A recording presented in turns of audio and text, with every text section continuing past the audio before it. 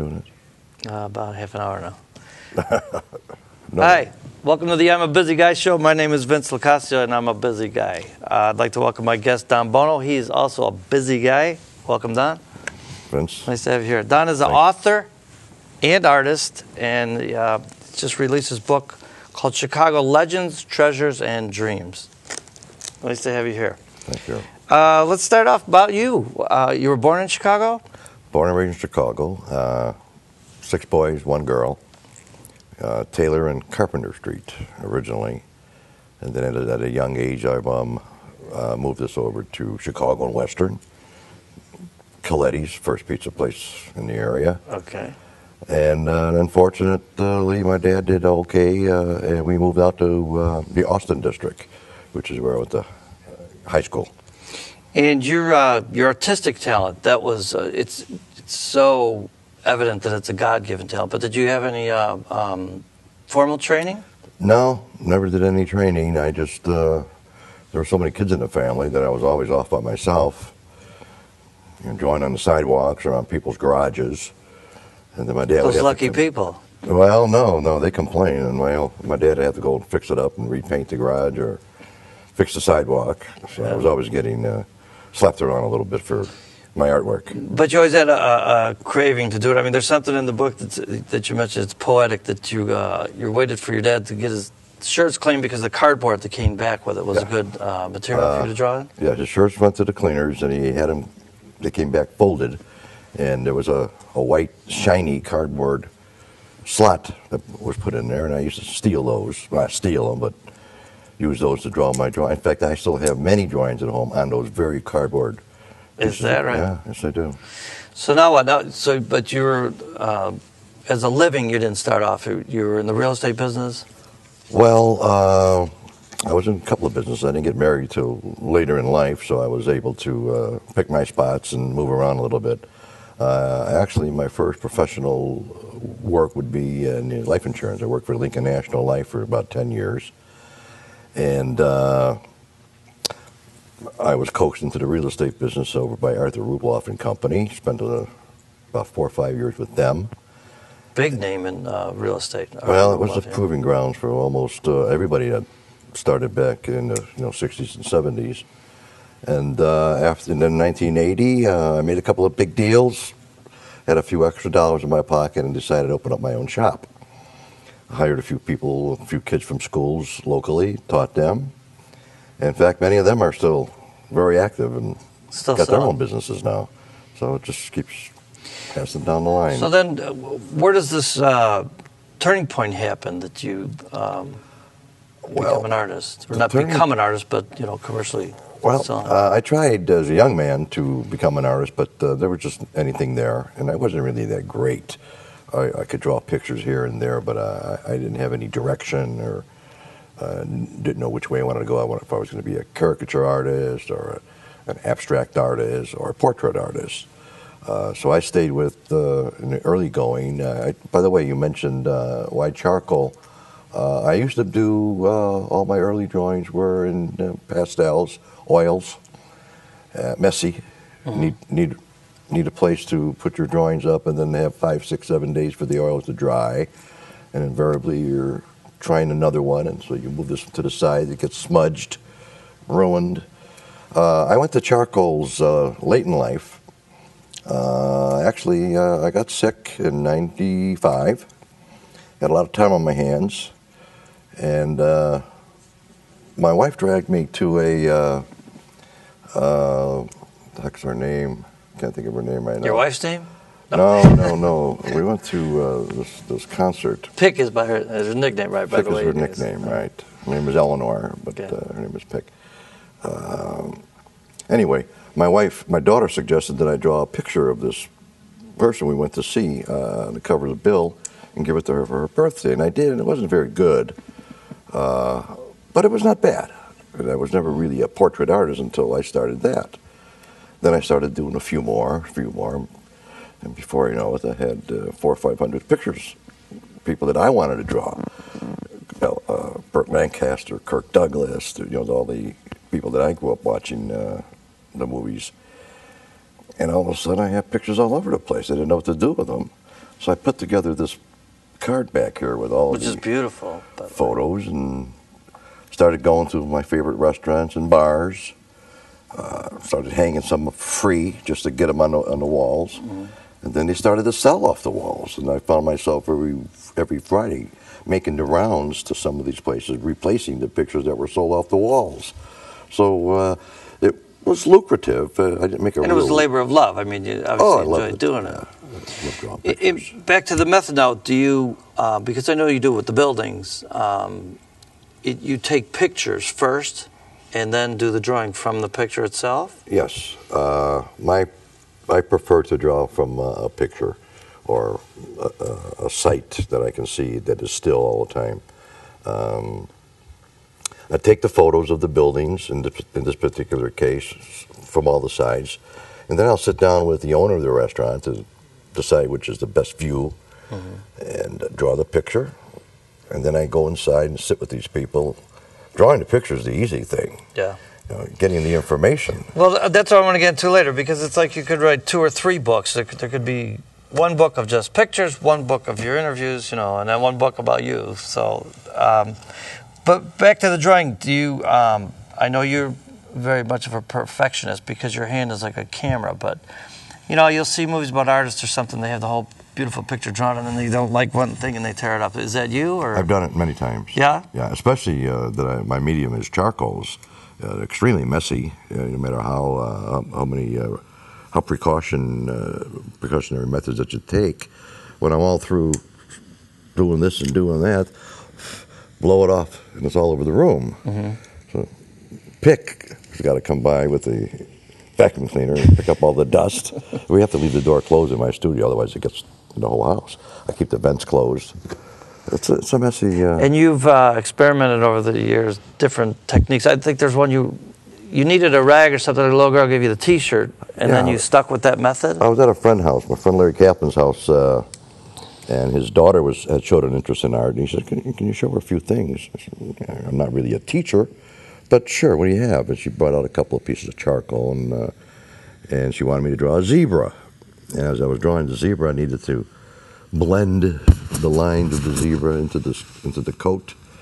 So I asked her for a shirt or something, a rag of some sort, and she brought me a real expensive T-shirt from Nordstrom's. And it had these real thick ribs in it. Mm-hmm. And as I wrapped it around my finger and I started to blend, I saw all these real thin lines, charcoal lines that you really can't achieve by hand, unless you use a ruler, and then it's really tedious.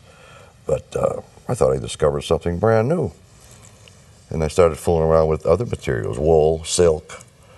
And it's amazing what you can do with Well, blenders. it shows but do you still, even though, the majority of your work, obviously, in the book and all, is the charcoal, do you still dabble in the other mediums? No, I don't. I don't do paint anymore. I've decided that this is where I'm going to be until the rest of my life. Well, it's your forte. It's just beautiful. And I know you've talked about it more than once, and we'll show in the pictures. The brickwork. There's bricks, there's thousands of bricks, and you have them replicated. Well, when I was a kid, I used to draw some buildings, and all of the buildings back then were light bricks with dark grout. And so I just use a black pen and make the lines to separate all the bricks. But all the new modern buildings that are being built, they're using white grout with a darker brick, and I'm always drawing on a white background. So once I fill in the building, now I got to draw white grout lines, and you can't do it with charcoal. So I experimented, and I used white ink. I'm able to find a white ink pen. I looked all over for them, couldn't find them anywhere. Finally, one person, yeah, we have them. So now I just put my ruler down there and I draw the white lines in there. Interesting. I don't want. There's some artists, and I'm not taking anything away from anybody because it's God-given to them as well, but they'll do a portrait, and you can tell and guess who it is. But yours are like cameras. It's, I think Joe Mantegna was another one that quoted that. Joe Mantegna? In your book, about how your hand is like a camera. Yeah, the quotes are on the back of the book. I don't remember them all by heart. But it's true. Your pictures are unbelievable. How time-consuming it must be. How long a typical portrait? Typical portrait, 11 by 14 take me about 4.5 hours. Oh, that's. But I usually is in one that. sitting. I'll tire after a couple hours. It's the majority of my artwork is in the eyes. I take the eyes of the picture and I blow it up and I put them under a magnifying glass, put a light behind it, and when I can count the eyelashes, then I can draw the eye. Wow. And I'm a bit of a perfectionist when it comes to that, which probably explains why I'm so fussy. Well, your hard work pays off. I'm telling you, it's exact. Tell me what you can about the reproduction process, because I know there's originals, and then you have pictures all over. Well, originally I wanted to do just originals for people, but because I was sick during that 1995, 1996 time, I had a lot of time on my hands, and I was knocking out a drawing a day from magazines, joke books, life magazines, and things like that. And I was just drawing everybody that I wanted to draw, and all of a sudden I turn around and I got 300-400 pictures. And nobody's buying them because I'm not even trying to sell them. I'm just sticking them away someplace. Just knocking them out. Yeah, just knocking them out for myself. I had them all over the house, drove my wife crazy. Everywhere you looked, there were pictures, of movie stars. Now, not too many people hang pictures of movie stars in their homes. It isn't something like, would you hang Marilyn Monroe in your house? Oh, if my wife would let me, yeah. If your wife would let you. Well, if my wife would let me, I would too. But anyway, I had all these pictures, and then I went to a bar and told them I'd like to put a couple of my pictures up there, no charge. See how it works. There's a new bar called Three Olives up on Norridge. Sure, I know that. And I hung 3 or 4 pictures. They liked them. Copies, mind you. Put a nice frame on it. And customers came in and said, hey, I'd like to buy that picture. How much? We give them a price. All of a sudden, they were selling off the walls. And I'm replacing them. So at that particular restaurant, I was able to shuffle the pictures that were on there, and every month have a whole bunch of new ones up there. Interesting. Tell me about the picture of Chicago, the city that works, that you presented to the mayor. I was working at Rubloff at the time, and we had just got a new building to develop from Gerald Hines. He was building 3 First National Plaza on Madison and Dearborn. And being one of the brokers that was going to be working on this assignment, Gerald Hines provided us with a very expensive overlay of his building on the city.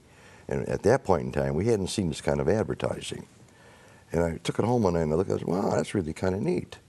I think I'll draw it instead of having this photo overlay. So I drew the picture in crayons, mind you, children-type drawing. Sitting around in my office, and somebody said, why don't you bring it to the mayor? So I wrote on there, Chicago, the city that works. Walked it across the street. Our office was right across the street from City Hall. Walked it over there, got in. She looked at it. I'm talking about Mayor Byrne. And she says, I love it, absolutely love it. She says, I'm going to proclaim this the Chicago poster on one condition. I said, what's that? You have to remove the city that works. That wasn't her thing. It was a daily thing. So she wanted it over there. Anyway. You could write a whole nother book on that. Probably. And then where I had the great pleasure of meeting you, tell me about the Italian American Business Hall of Fame at Casa Italia in Stone Park. Well, I've been involved in the Italian community all my adult life. In fact, myself and Leonard Amari are one of the founders, along with Anthony Tortorella, of the Italian American Political Coalition back in 95, 94. And while these things have been attempted to be put together in the past, it never really took hold. Anthony Tortorella, who was a well-known oil man in Chicago that I knew very well. That was Torco Oil. Torco Oil. He decided to finance a couple of luncheons and exploratory to see who would be interested in joining our committee. So we got Leonard Amari and a few others, and before we knew it, we had a lot of guys, what can we do? What can we do? So we formed that. From that came Casa Italia, which Mr. Fornelli is heavily involved in. He's been on the show, Anthony Fornelli. Tony's been on the show? Oh, yeah. And I'm trying to get Leonard on. He's wonderful guy. a busy guy. He'll do anything for you. Yes. And he called me one day and says, I'm going to put together this little Italian Hall of Fame Would you be interested in, you know? For business and commerce. Commerce business, not sports, not actors or actresses. Someone who is Italian-American that did well in business and has given back to the community in some way, shape, or form. And we were going to honor these people. And he formed a committee. I was on a committee with Jack Nebraska. He's been on, too? Jack's been on? Oh, yeah. Oh, Jack's a good friend of mine. I'll be darned. And we have a few other people. Amy Maslin is on the committee, and a few others. We started this about 4 years ago, and what I'm doing is I'm the artist. So you sure are. Whoever is decided upon to be on the hall, on our wall of fame, I would draw the pictures, have them blown up by a graphics artist, and we have them hanging in the Casa Italia Wall of Fame over there in Stone Park. Which is very impressive. I mean, there might be as many as 12 up now? Oh, I don't think there's that many yet. We did 4 the first year. Lee Iacocca was one of them. We put 3, 12, there might be 8 or 10. Yeah, the latest was Bud Cataldo. Bud Cataldo. And Phyllis Muccianti. Phyllis Muccianti, a wonderful woman that's done a lot for the Italian community. So then, how did the book come about? Well, that was an accident. An accident? It was an accident, believe it or not. I always had thoughts about writing a book about art, but you know, everybody has thoughts about doing things, and somehow you never get around to it. Anyway, we were going over to this restaurant for the 4th anniversary of a friend of mine who opened a restaurant. I already had some of my pictures hanging in there, and that's one of the places where they were selling. And Pick suggested, why don't you draw a picture of Peter McCarthy in front of his restaurant? You know, it might be a great gift for him. You know, it's his baby, that little restaurant. He'll love it. Well, okay. So I took a couple of pictures of the place, didn't tell him, and put it together. We presented it to him that night. Well, this was his picture. I mean, this was his. He doesn't have any children of his own, so. Now, Peter McCarthy was a very active guy. He traveled. Which restaurant is that? This was the Pier 5736, the very first one that appears in my book. Okay. Unfortunately, he closed it and reopened in Andersonville just a month ago. So things are going well with Peter. But Peter, being single, made a lot of stops during the course of his day. At this place, this place. A lot of them were Italian, a lot of them were Irish, and he would bring the book with him. And he'd sit down and show the owner, look what my buddy did for me. Oh, I want one. Oh, I want one. I want one. Before I knew it, he was setting up appointments with me, and I had 15, 20 drawings done. And I said to Pick, I said, this is a book. We can make a book here. She goes, what do you mean? Yeah, I think if we... I said, I'm going to call Rick Hogan and find out if there's anything here. With WGN? Rick Hogan, WGN.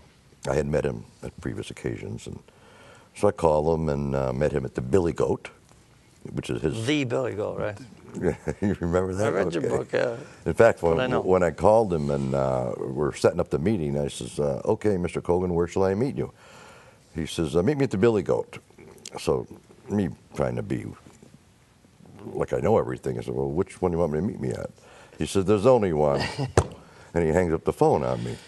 And, well, anyway, I met with him, and he gave me some direction. He said, well, you got a good idea here. He says, but, you know, you need more. I said, like what? He says, well, get some stories of these people that own these restaurants. He said, you got a bunch of good stories there from these immigrants, these Irish people, these Italians. He said, see if you can garner some human interest stories. Correlate them in with the drawings, and maybe some recipes. He said, you think you can get some of those really good recipes out of these people? I said, well, I don't know, I'll try. So my wife and I put together a little question and information sheet. And I went around to these people and asked them, would you mind? So you had these drawings already done? I had 14 of them drawn before I really decided that I'm going to put a book together. And as you know, now it's grown. It grew to 50. Well, you cover, there's what, 52, and you cover everything from, you know, the Irish pubs. I know the pump room. Tell me a little bit about why that picture's not in there. The pump room? Well, any book about restaurants and bars, history, because we talk a lot about the history of these places, you got to include the pump room because it's... Oh, it's Chicago icon, yeah. Yeah, of course it is. However, the pump room is an inside facility, and there's nothing to draw. So my theory on drawing the outside of the building and then telling the inside story, there was nothing to draw there. But I could not leave the pump room out of the book, so I just tell the story of our observations and some of the things that we looked up from the history of it. That was where I learned of Arturo Petrino. Which restaurant's named after him now, the late Arthur Right. Petrino, right? Yeah, just passed away, just past year. Yeah, he had a stroke. I learned about him. I didn't know about him in the beginning, but when I picked up another book written by Rick Hogan called Sabers and Swords, Sabers and Sweets, I read about Petrino. I was like, wow, this guy's really something special. Interesting. And it's mentioned quite a bit, but some of the people that have strongly influenced your career and the book as well, but Mike Ditka. Mike is probably my biggest fan. I just walked in on him one Thursday night many years ago when he was doing his football show from Ditka's. And I had drawn a picture of him, a side shot, a profile of him on the sidelines. I figured, yeah, I'm going to give it to him. Maybe he'll sign a copy for me. But he doesn't know you at this point. No, I didn't know the man. Other than seeing me in the audience, but I've never really asked him for his autograph or never really had a drink with him or anything. So when the intermission came along, I walked up. I got in line with all the other people who were having him sign things for him, and I put this picture in front of him. He says, "What's that?" I said, "It's a drawing that I did of you, Mike." He says, "Really?" He says, "It looks like a photo. Let me see it." He said, "Wow." He said, "That's pretty cool. Is that for me?" I said, "Yeah, it's for you, but could you just sign mine?"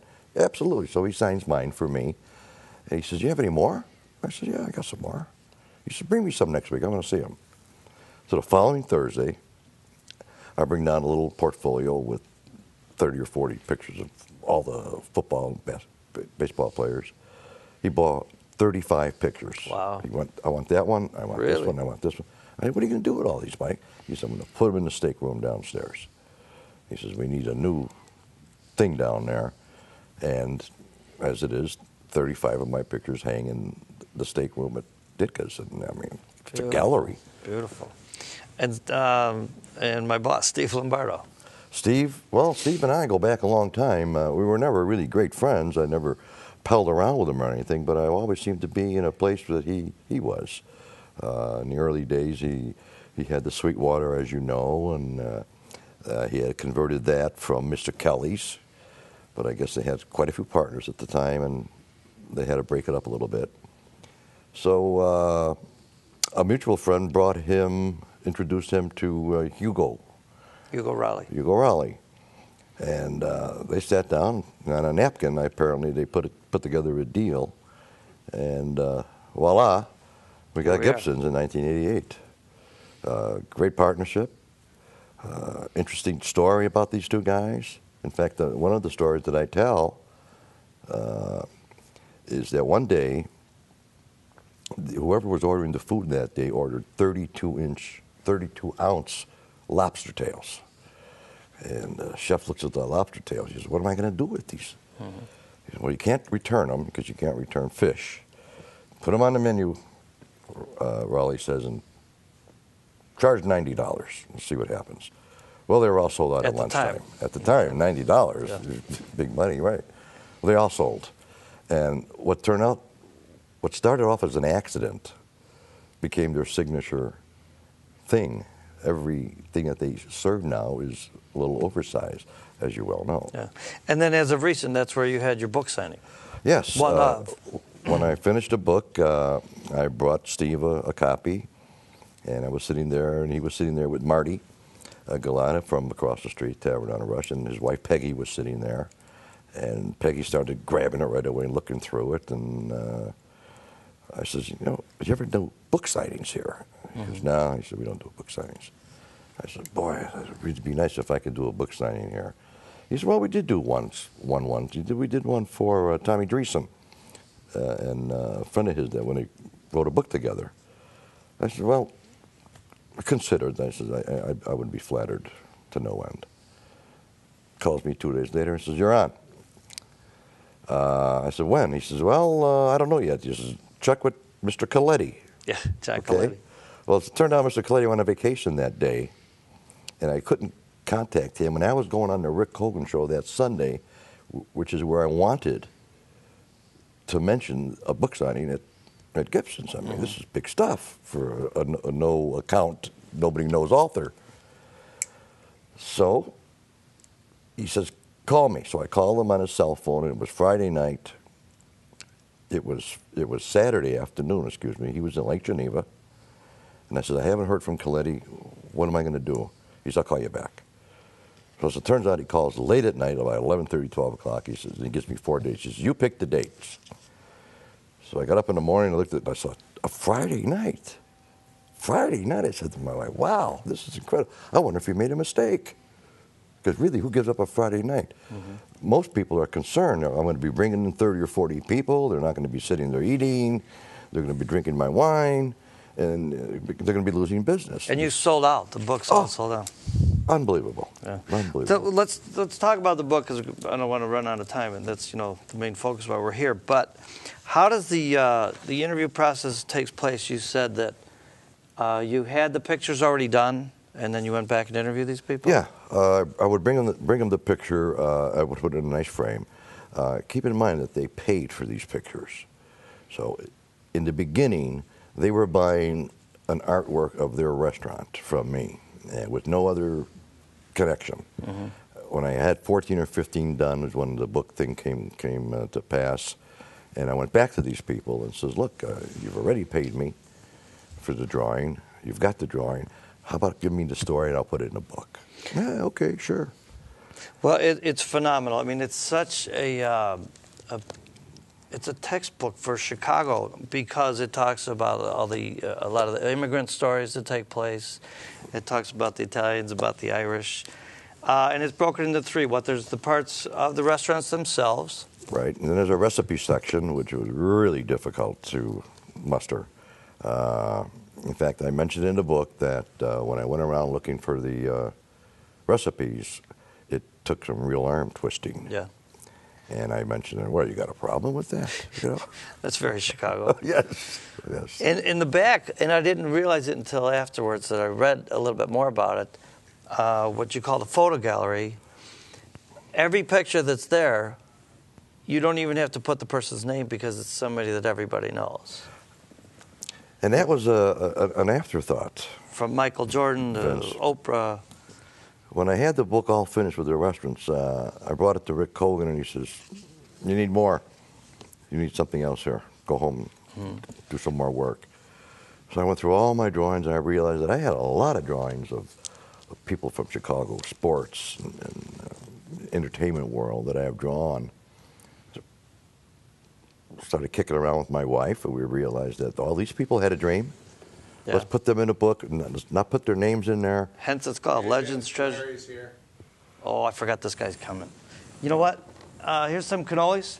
Thanks for being on the show. All right. And go to dbonogallery.com, and they can find out about where to get the book and all. Vince, thanks for being on the show. I'm flattered. I'm sorry, I'm a busy guy. I know you're a busy guy too. But I got to take off. This guy Larry's here. Thank you very much. Talk to him. Larry, you're on. All right, Larry. I owe this guy money. I got to pay him. All right, thanks again. Thank you.